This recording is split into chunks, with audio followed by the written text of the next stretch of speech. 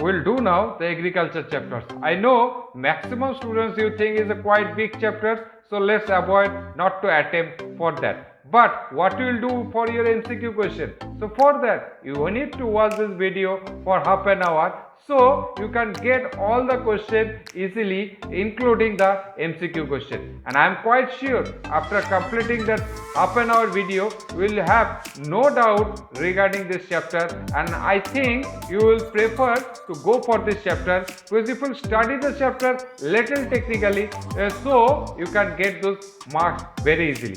Thank you very much. Keep watching KSK Geography.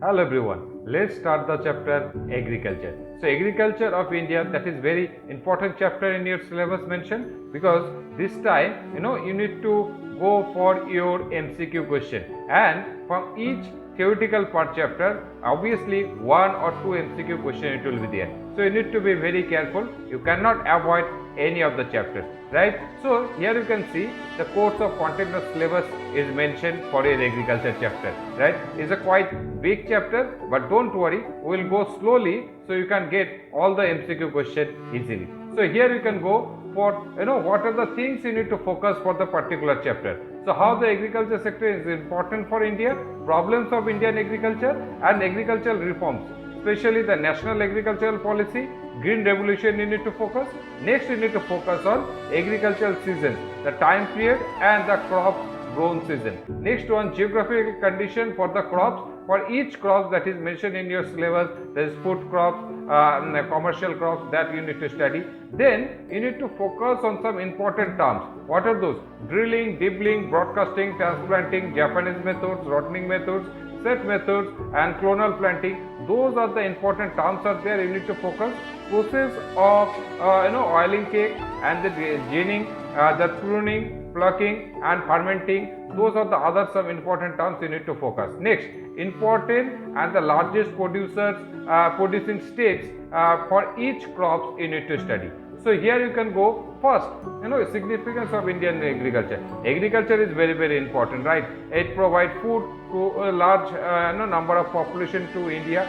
Also it helps in the agricultural sectors, that many more people we are involved in that activities, so they are getting job opportunities. It also helps to the industrial sectors because this provides raw materials to the industrial sector. So industrial sector also grow with that. Also it provide market to the industrial goods such as machineries and agricultural implement.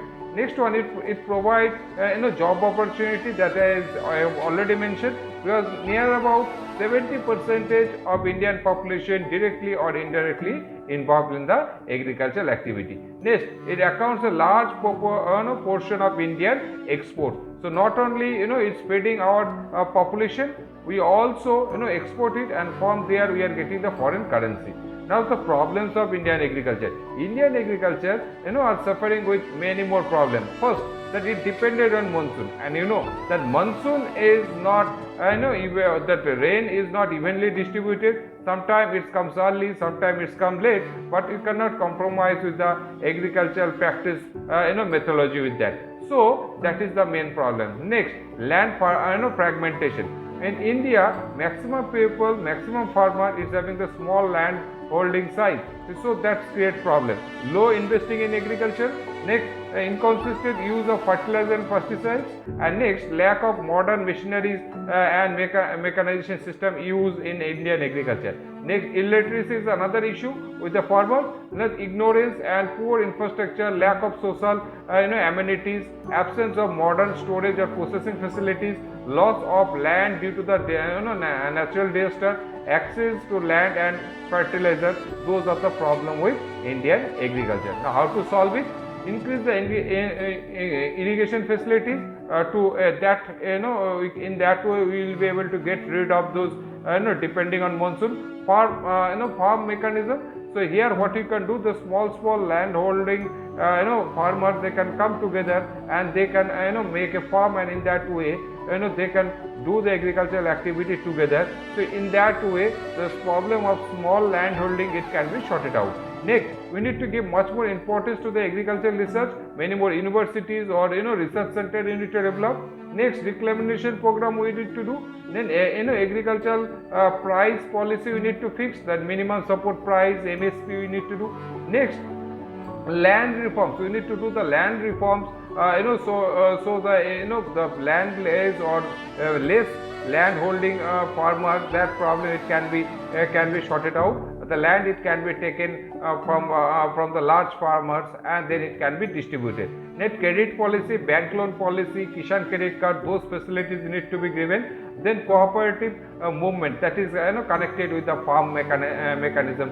So those things we need to do. Along with that, we need to develop the infrastructural facilities, modern machineries and fertilizer, pesticides, that we need to provide to the farmers so they can do the agricultural activity nicely. Next, the types of farming. Here there are different types are there: subsistence farming, commercial farming. Commercial farming further divided to like intensive farming, extensive farming, then plantation farming, mixed farming. Those are the things are there you need to know. So first one, shifting farming. This is one of the oldest primitive methods of farming. Here it also known as slash and burn farming. Here basically the farmers, they will cut the natural vegetation and they will convert it to the agricultural field. And how they will convert? They will burn the natural vegetation after cutting, and then the ashes of the natural vegetation, it will work as a fertilizer and they will get the good production. But the problem is there, that it will be there for next 3-4 years only, whereas for long term it will be not beneficial, and in that way we are losing the agricultural land, the fertility of the agricultural land, it will be lost. So that's why we don't encourage. Even in present situation, governments don't encourage and is banned. Actually, we cannot do those type of that shifting cultivation here in India. Next one, subsistence farming. Here farmers basically they will farm in their farmland, they will do the agricultural activities for their own, and so throughout the year they will be involved in the agricultural activity for cultivating different crops, because it will be subsistence. They will not sell it, they will not make it extra. So how much they require, they will produce throughout the year. The problem is what? That throughout the year the farmers need to be involved in the agricultural activities, and here production it will be not so not so good in quantity. So those are the problem with subsistence farming. But here the food quality it will be, or crops quality it will be good. Next one, here you can see commercial farming. Here the farmer develop another technique. Means here they will do the single crop cultivation throughout the year. That depends on the natural and physiographic condition or climatic condition of that particular area. So they will focus on the particular crop. Here purpose it will be there to get more and more production. So here they will use much more fertilizer, much more the agricultural labor they will be involved. So in that way they will be able to get good production, and this extra production they can sell it in the market and they can fulfill their necessary needs. So here you can see there are two types of commercial farming, that is intensive farming and extensive farming. In short, intensive farming means here land amount of land it will be less, the farmer it will be more, or the laborers it will be more. So here more laborers it will be involved for the agricultural activities. So here more laborers it will be involved, and so all the laborers they will get the facilities. So next one is the extensive farming. Here basically where in such place where the population density is less, it means the agricultural land is more, number of populations are less. So here for getting more production, more machinery it will be involved, and large area with the help of machineries and modern technology we will do the farming. Here also same thing, more production it will be there, so farmers can sell it in the market and they can fulfill their needs. Next one, here the plantation farming. Remember, for commercial farming it means intensive and extensive farming.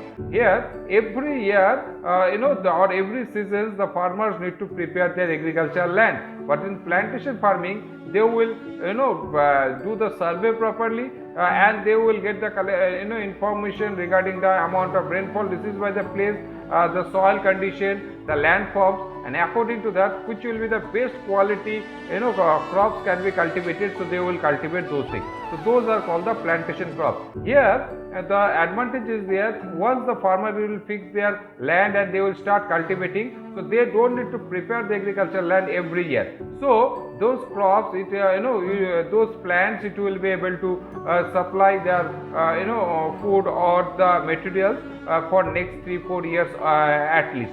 So those are the advantage of plantation farming, but it cannot be done with each type of crop. There is specific plantation crops are there, like the tea, coffee, rubber, banana. Those are the special plantation crops are there. We can apply those plantation farming.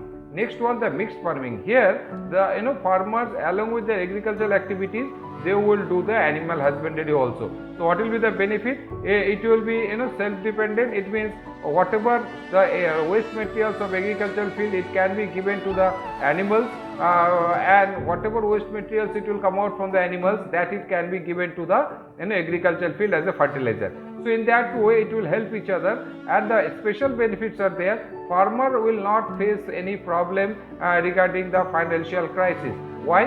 Because if the agricultural crops, it will be hampered in the particular season, so they can survive with the help of animal husbandry, and if animal husbandry will suffer, then they can get the benefit of agricultural crops as it is. So these are the advantage, and it is much more eco-friendly.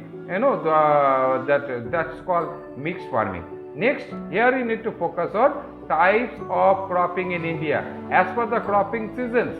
So there are 3 types of crops: Rabi crops, Kharif crops, and Zaid crops. Rabi crops, basically it will be cultivated during the winter season, so November to March.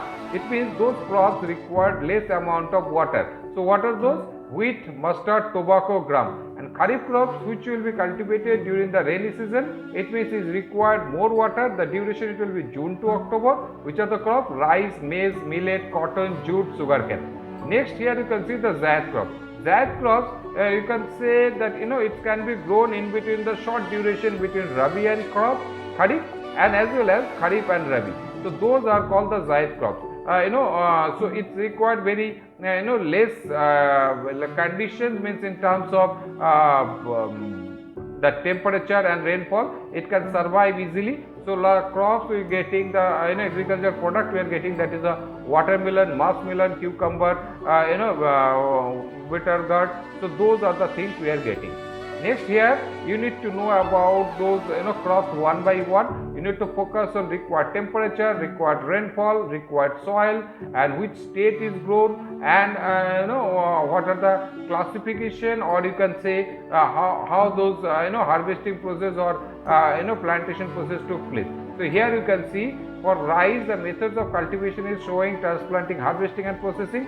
Here you need to focus on methods of showing rice in India. So first one, the broadcasting methods is very simple. You can see it here. The farmers will take the seeds in hand, and they will throw it haphazardly on their agricultural field. Now what will be the advantage? It will be very quick, but what is the disadvantage?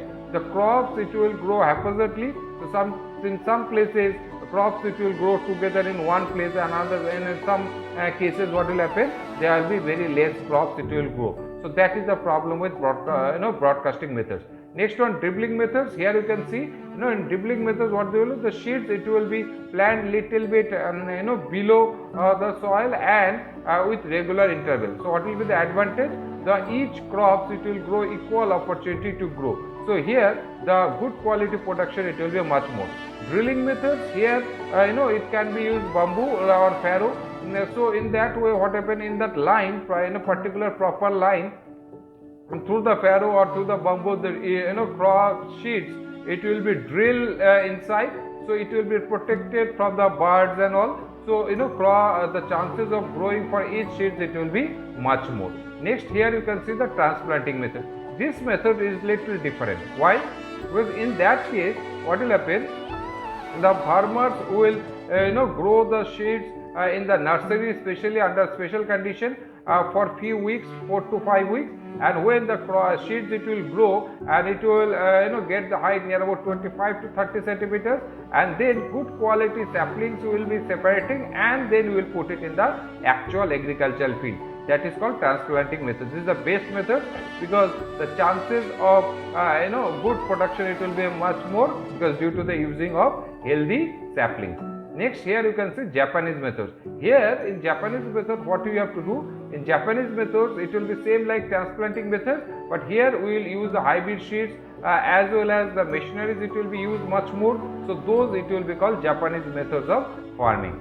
Next, here you can see the rice production in India. India produced 22% of the total rice production of the world, and here you can see the states. Now I will give you the special tricks how to remember the states. Now here you can see I have made one oblique line over the Indian map. You also need to make the oblique line, and you can see in that right side the states it will be good for the rice cultivation, and the left side states it will be good for the wheat cultivation. Now let's concentrate for the rice. So here you can see we are getting it in West Bengal, Haryana, Punjab, Assam, Gujarat, Manipur, Tamil Nadu, Uttar Pradesh, Andhra Pradesh. Those are the states famous for rice cultivation. Now let's talk about the wheat. Wheat temperature is required 10 to 15 degrees Celsius, which is a little bit low temperature as it is that rabi crop is grown in the winter season. So then rainfall is required 50 to 100 centimeters. The soil is required. That is oil drained, loamy and clay soil. Those are the conditions required. And here, as I said, if you draw the oblique line here, now you can see that right side states it will be famous for wheat cultivation. So what are those? Uttar Pradesh, Haryana, Punjab, Rajasthan, Gujarat and Madhya Pradesh. Next, here you can see the millets. Millets, there are three types of millets, that is jowar, bajra and ragi. So here is required condition near about same. Temperature is required for all those crops in between 25 to 30 degrees Celsius. Rainfall is required below 50 centimeters. You can say for jowar 30 centimeters, very low. Bajra little bit more like 40 centimeters. Ragi 50 to 90 centimeters. Then required soil, that is a clay deep regular alluvial soil for jowar. Bajra also sandy loams, black and red soil. Ragi is sandy loams, red and light black soil. The producing state for jowar, that is Maharashtra, Karnataka, Madhya Pradesh. For bajra, Rajasthan, Uttar Pradesh, Gujarat, Haryana and Maharashtra. Ragi, Karnataka, Uttarakhand, Tamil Nadu, Maharashtra and Andhra Pradesh. So here you can see next one, the pulses. Remember, pulses are very important crop because it helps agricultural field also. How? Because it helps to fix the nitrogen to the soil, as well as these crops, these pulses having some more benefits because especially it is very much beneficial for vegetarian people because it supplied required protein to the vegetarian people. Next, here you can see the for pulses temperature is required 20 to 25 degrees Celsius, rainfall little bit less, that is 50 centimeters to 75 centimeters. Pulses grown on dry light soil, light loams and alluvial soil, black soil and red soil. So here you can see on the map how it is grown. Next one, the important place states, that is the Madhya Pradesh, Maharashtra, Uttar Pradesh, Rajasthan and Andhra Pradesh. Next, let's talk about the sugarcane. Sugarcane is one of the plants with the highest conservation efficiency. So that it can be here. You need to focus mainly how the cultivation is to be done. That is there is two methods of cultivation, set methods. Here what happens, the sugarcane it will be cutted as per the joints, and then each part it can be planted in the agricultural field, and from there we will be able to get the new sugarcane again. Next, rotting methods. Here what will happen, the topmost part of the soil we will cut that crops, it will cut the sugarcane, and along with the root, the base, it will remain in the soil, and next session from there what we will get the new sugarcane again. So here you can see the sugarcane producing state, that is Uttar Pradesh, Maharashtra, Karnataka, Tamil Nadu, Gujarat, Andhra Pradesh, Uttaranchal, Haryana. Those are the places famous for sugarcane cultivation. But nowadays is recent trend is that the sugarcane cultivation is developing in the southern Indian state much more. Why? Because it has some advantages. First of all, it is used for sugar industry. So is required long crushing seasons and no frost in the southern India, and larger and well planned lands holdings are there, and maximum we are doing doing it the cooperative way in the southern India. So that's why sugarcane industry is shifting in the southern India, as well as the sugar producing states. It's having the more advantage in the southern part. So it's growing faster in the southern state nowadays. Next one, the oilseeds, the groundnut. Groundnut is most important oilseeds among the Indian crops. Is mainly produced in Uttar Pradesh, Uttar Pradesh, and then it can be grown with very less rainfall. So here you can see the required temperature 20 to 25 degrees Celsius. The rainfall is required 50 to 100 centimeters rainfall, and prolonged drought and continuous rain and stagnant water and frost hamper this crop. So you need to be very careful for that. Next one, the another oilseed, that is the mustard. Here you can see the for mustard, it will be cultivated during the winter season. So here you can see the mustard's required temperature, that is 22 to 25 degrees Celsius. But during harvesting is required temperature 28 to 30 degrees Celsius. Rainfall is required less, that is 25 to 40 centimeters. So the major mustard producing states, here you can see where we are getting the wheat cultivation much more. So there we are also able to get the that mustard production. So mainly Rajasthan, Uttar Pradesh, Madhya Pradesh, Haryana and Gujarat. Those are the places famous for the mustard cultivation. Next, soybean is required temperature 25 degrees Celsius near about, or 15 to 25 degrees Celsius. Rainfall 40 to 60 centimeters. Loamy soil which can retain moisture, and irrigation 3 to 4 times during the growing periods is required water. Next, cotton. Those are the fiber crops. So cotton is required high temperature, ideally 30 degrees Celsius. Here is very important part. Cotton will be cultivated well in the black soil. So the black soil is very essential for cotton cultivation. Next, here you can see the state-wise cotton cultivation, that Gujarat, Maharashtra, Andhra Pradesh, Haryana, Punjab, Madhya Pradesh, Rajasthan, Karnataka. Those are the places famous for cotton cultivation. So you can see, if you check that India map, and if you know what is the standard medians are there for India, so you will see the right hand side, it means the western side states, it will be famous for cotton cultivation, and next you will see for jute. Remember, eastern side state, it will be famous for jute cultivation. So it is also known as golden fiber, the jute is to be cultivated in the eastern side basically. So here the geographical condition required, that is 24 to 35 degrees Celsius temperature.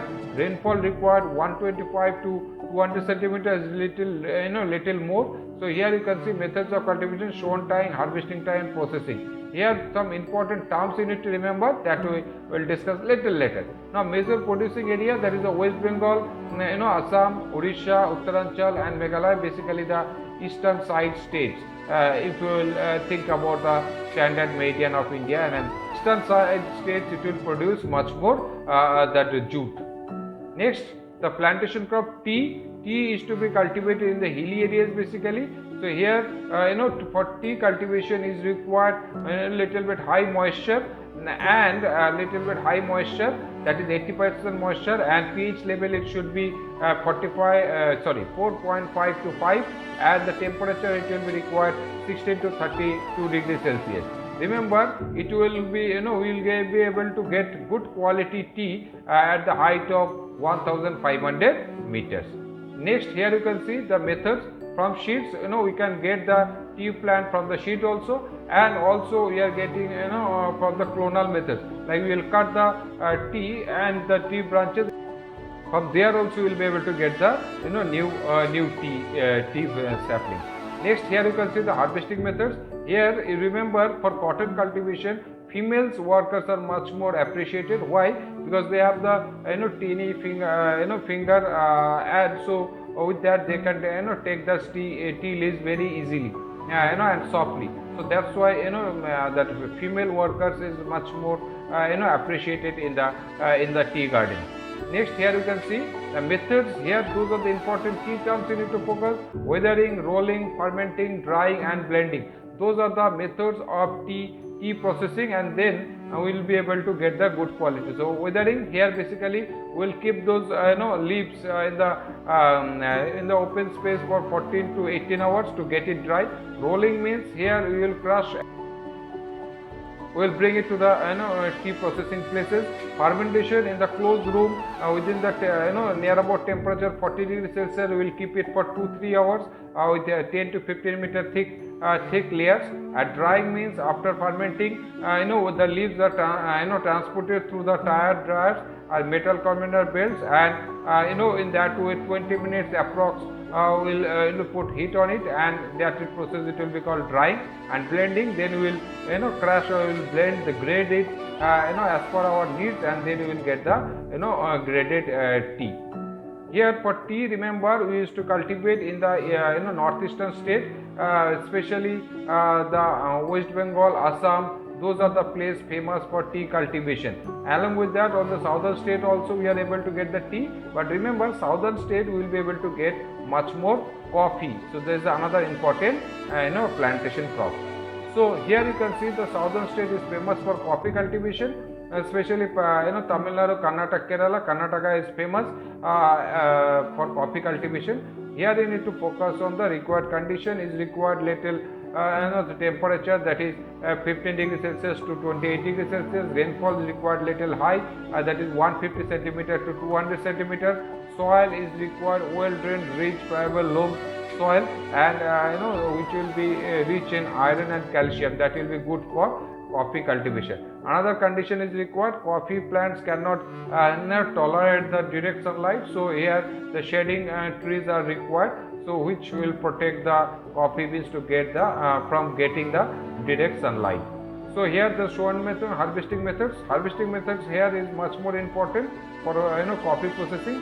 So here you can see the harvesting methods, and now you need to know about the coffee production in India. So there, as I said, the Karnataka is famous. Along with the Karnataka, the Kerala and Tamil Nadu is also famous for coffee production. Now the important part here from this chapter, for MCQ especially, you need to focus on the largest producer of each crop. For rice, West Bengal; wheat, Uttar Pradesh; pulses, Madhya Pradesh; cotton, Gujarat; sugar cane, Uttar Pradesh; coffee, Karnataka; groundnut, Gujarat; mustard, Uttar Pradesh; tea, Assam; jute, West Bengal; soybean, Madhya Pradesh; and millets, Rajasthan. For all the millets, Rajasthan. So those are the things you need to remember. Here you need to focus on those important keywords: drilling, dibbling, broadcasting, transplanting, Japanese methods, rotting, set methods, clonal methods, and the oil cake, gaining, and then pruning and fermenting.